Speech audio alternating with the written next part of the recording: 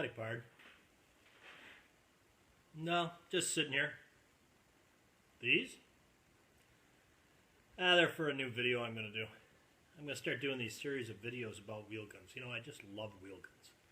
I don't know why, just something about, you know, at some point you get old, and of course, as time goes by, all the memories, you block out all the bad stuff.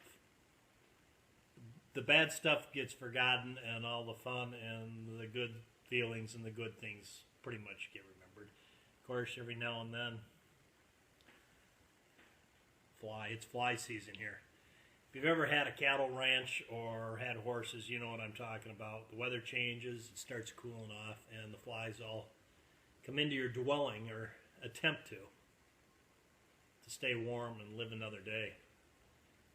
And it's very frustrating because you can go to bed one night, no flies in the house, and wake up the next morning and there are a lot of flies in the house.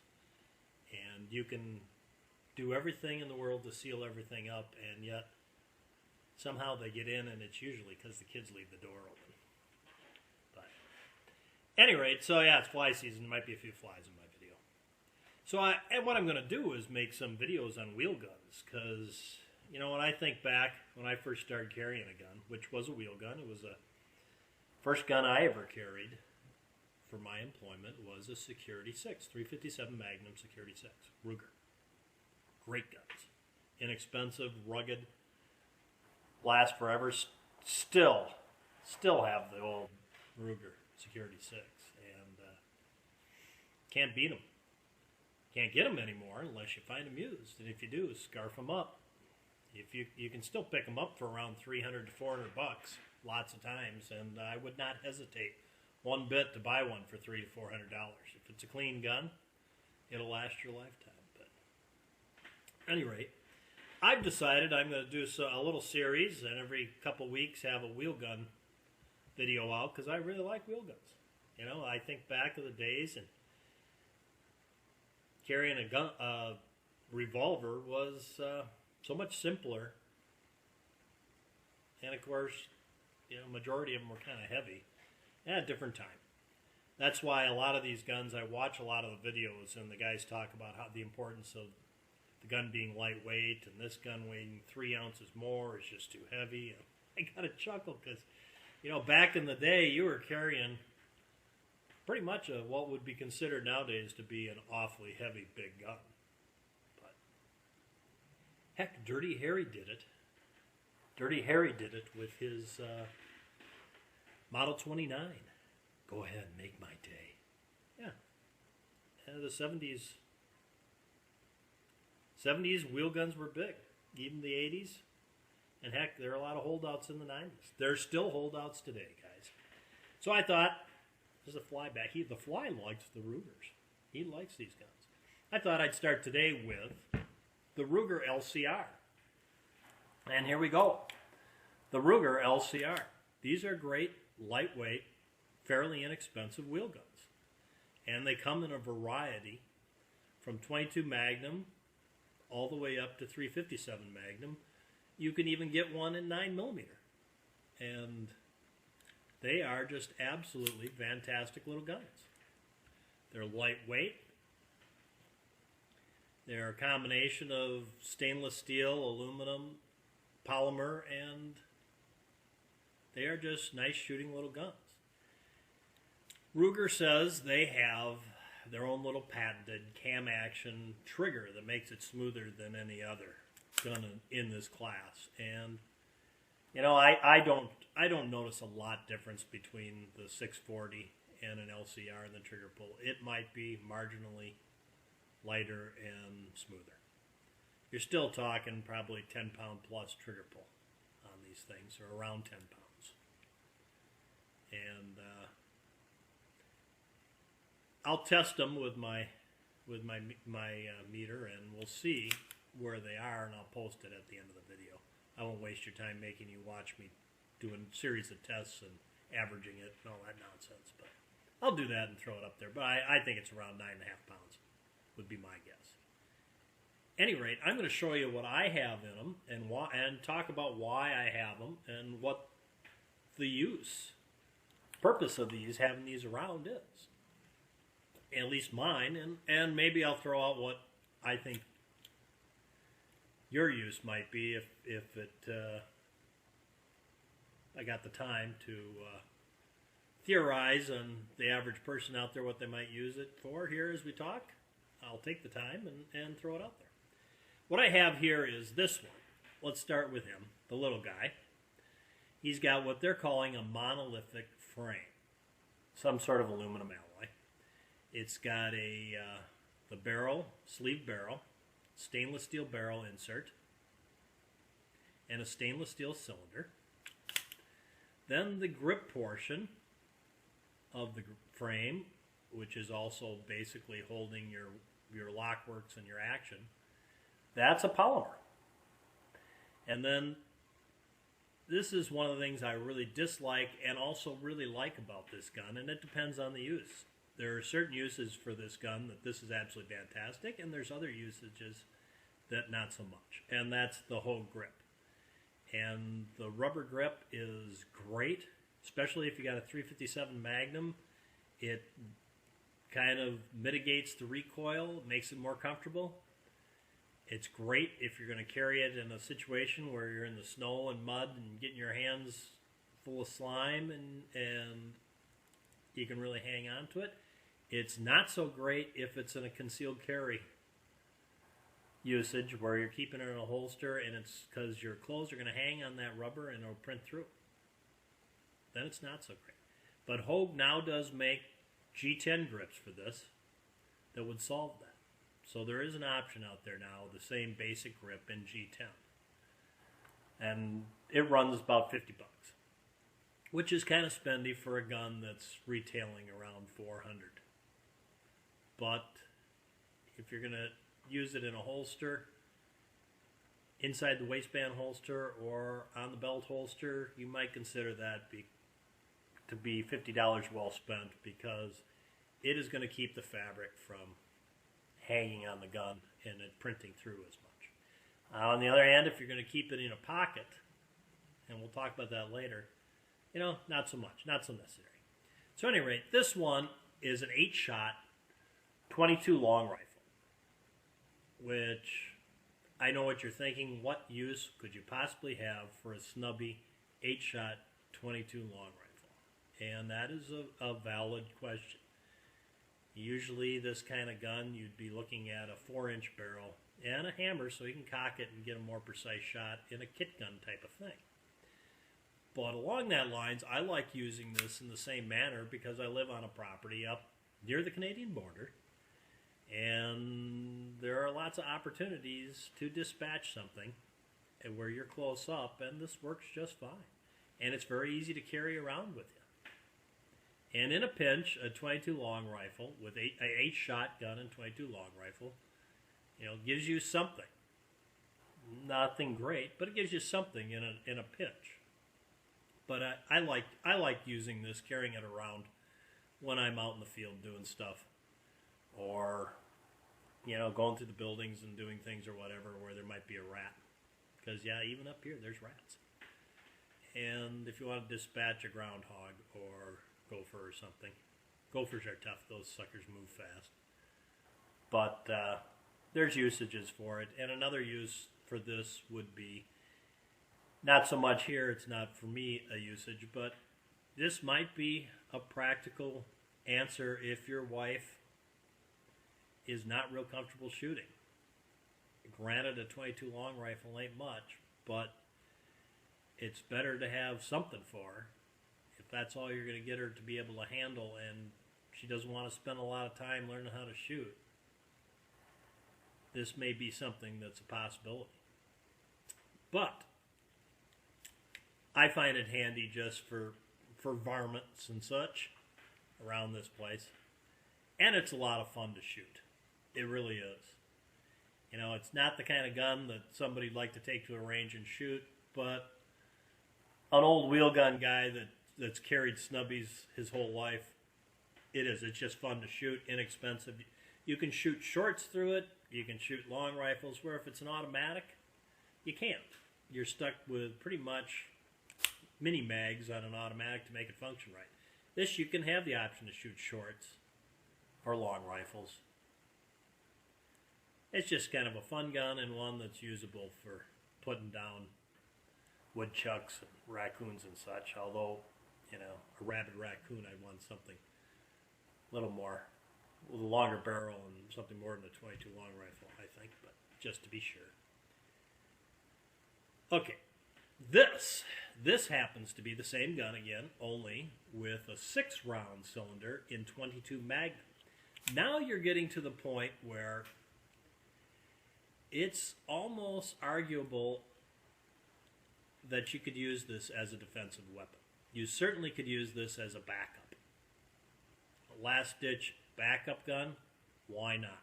This for your wife or kids, if you want to teach them how to shoot, but don't have the time and they don't have the interest to spend a lot of time, but you want to have a gun in the house that they could use and use it accurately, this might be an option for you. A 22 Magnum, it's a light little bullet, but it does come out fast enough in a rifle, powerful enough to defeat Class 2 body armor. In this gun, probably not. With that short barrel, it's never going to fully develop the power to do that, but it's going to have a harder hit than 22 long rifle. Although if you ran stingers, CCI stingers through this, it probably wouldn't be too bad. Any rate, either one, I would not, if I were going to use them for defensive, and I'm not saying you should, I would not use a hollow point bullet in it. I'd go for the heaviest bullet, because the hollow point's never going to expand coming out of this short barrel. You won't have enough velocity to do that. But what this is good for, again, like the other one, is good for carrying around this place, varmints, and 22 mag is just a little more oomph, a little more fun. But obviously, to just have fun and shoot it, I'm using this because the 22 long rifle is cheaper. So this one becomes a little more serious and gives me a backup gun I can carry around here. So it does two things. I can carry this as a backup gun, and I can use it to dispatch a rabid raccoon, coyote, whatever. Wouldn't be my first choice, but it'll work. And awful convenient, lightweight little gun. A fun gun, too. This one's a fun gun, too, at the range. However, it's considerably more expensive. It's twice as much as your 22 long rifle is going to be in ammunition. So then from there you go to the 38 357s. 38s, just like these, basically. Monolithic frame, stainless steel cylinder, stainless steel barrel liner. That's why I don't have a 38. I've gone to the 357 Magnum. The 357 Magnum uses a stainless steel frame. Other than that, basically the same. It's got a stainless steel cylinder. It's got a stainless steel insert. It's got the polymer grip frame that's housing your lock works and trigger. And it's got the same rubber grip. What the 38 357 does have, though, is the ability to put on a night sight on the front sight without changing your point of aim. If you put this on the other ones, it changes your point of aim, doesn't really work. But on here, you can do it. I switched this out, and the point of aim, absolutely identical, and I really like having the night sight on the front. This really becomes an adequate backup gun, and also a good, just plain defensive weapon to carry. Now there is, of course, the limitation of only having 5 shots, and that's what makes automatics so popular nowadays, is you not only have larger capacity in most of them, but you also have the ability to do a faster reload with a magazine. Although with practice on most wheel guns, you can rival the reload time, although your cylinder's capacity is usually far less than the magazine capacity on most automatics. You can pretty much reload the same speed, darn close as you can on an automatic. Of course, and this is the one thing I don't like about the LCR, is they do not reload with speed loaders as well as other firearms. It is just a little tight right here to do it. So it is not as fast and not as easy, and does take a considerable amount of work. I'm just going to tell you that up front. What I do like about the gun, though, versus the other ones is it's a little lighter weight without getting into the expense. To get the lighter weight guns, when you go to Smith & Wesson, you're jumping up into their scandium frames, and you're jumping up into a great deal, another $200, $250 bucks, a little more expense. I think this is one of the best 357 Magnums price-wise out there in the little snubbies, 5-shot snubbies. There are other ones, and I just think the quality here is a little better, and the service from Ruger a little better than the other ones, which I won't mention. But of course, the Smith & Wessons, there are numerous 357 Magnums that are great guns, but they end up being into the scandium frames and the milled frames that are a little more expensive than the base 640, which competes with this. The base 640 isn't offered in a 357 Magnum. When you get the 640 and 357 Magnum, it's a big step up. There aren't as many MIM parts on it. A little more expensive. But in the base price range on the 357, I went with this because I just think it's a little bit better deal. And it has a stainless steel frame, and yet it's only 3 ounces more than the 38 version with the aluminum frame. And this stainless steel frame is going to make this gun last considerably longer. I would be willing to say this gun's going to last you your lifetime and be around for your kids as long as the polymer hangs on, which I don't see any reason it wouldn't. 20 years ago, I might be really leery of how long the plastic's going to last, but those Glocks are out there still 30 years later kicking away, so not so much. And aluminum frames crack, so yeah, I think you got a long-lasting quality gun here. And when you get to the aluminum frame instead of the stainless steel frame in the 38, then I think you're going to see that the frame's not going to last quite as long as this stainless steel 357. And face it, most people that buy a gun this size in 357 rarely, if ever, shoot 357 Magnum. They're buying it so they can shoot plus P ammo in it, probably. I'm the type that shoots 158 grain 38. If I'm going to shoot a 38, it's 158 grain. Either be 357 Magnum or a 38 Special. It's 158 grain 38 Special is what I'm using all the time. And that's just me. I like the load. I like the heavier bullet.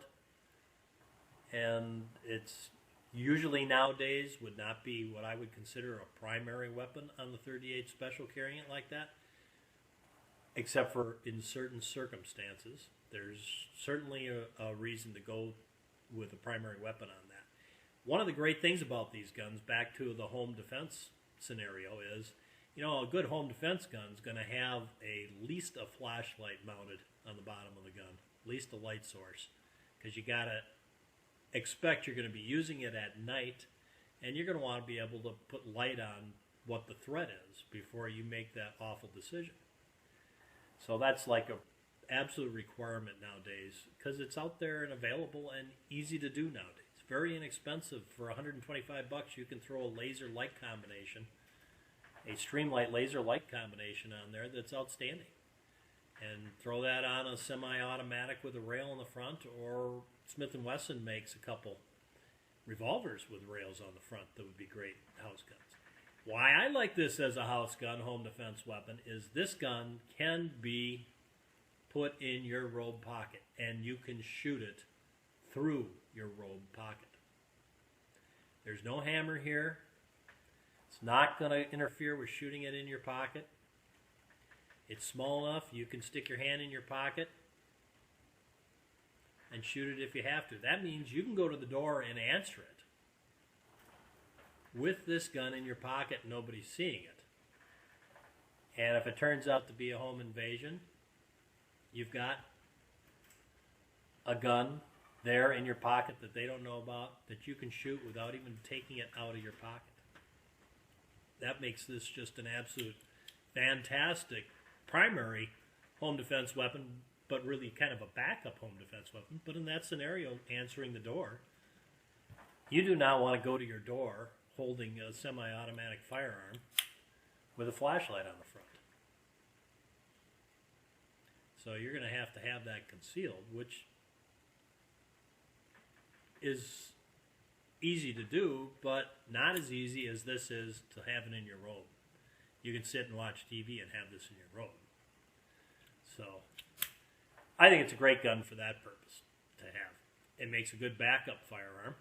Put it in an ankle holster or inside the waistband as a backup to your primary firearm if you have a need to carry a firearm. And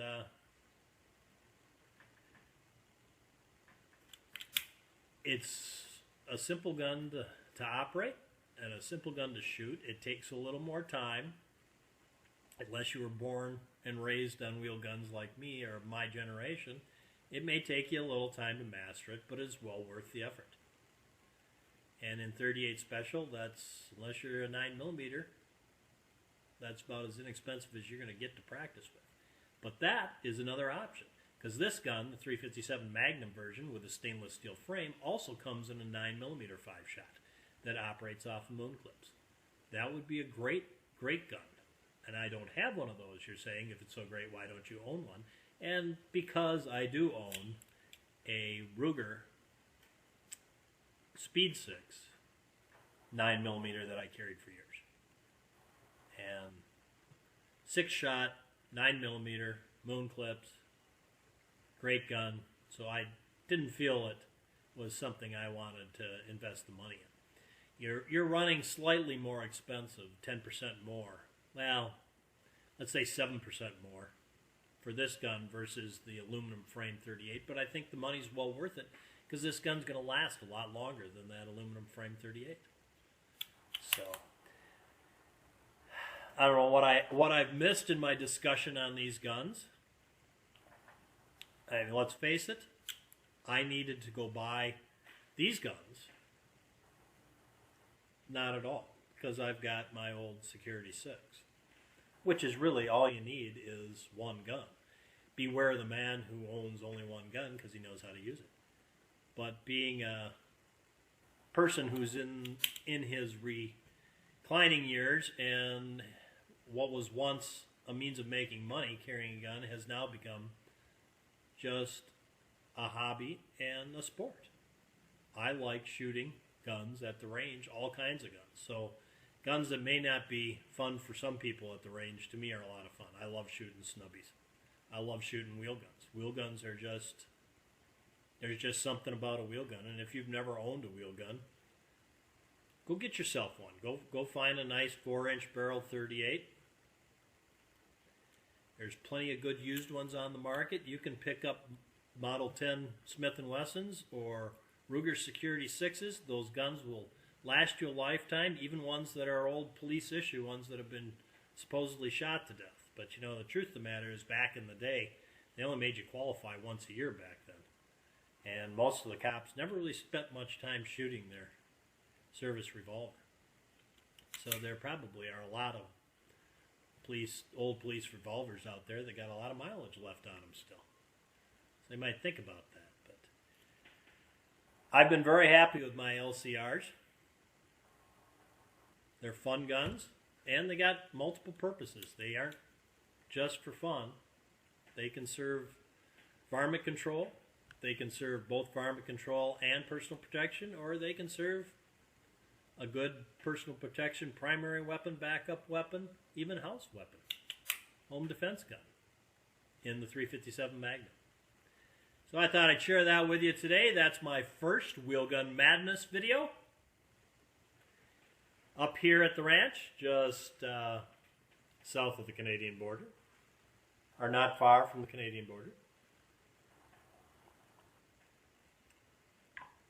Good coffee. And thanks for tuning in, guys. If you like my video, please subscribe. And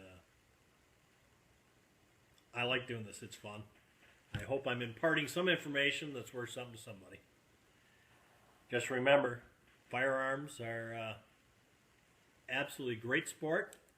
They're fun to collect. They're a tool that's invaluable in the right hands. So don't be afraid to go out there and enjoy the sport. But always remember to stay safe. Till next time, pards. Vaya con Dios.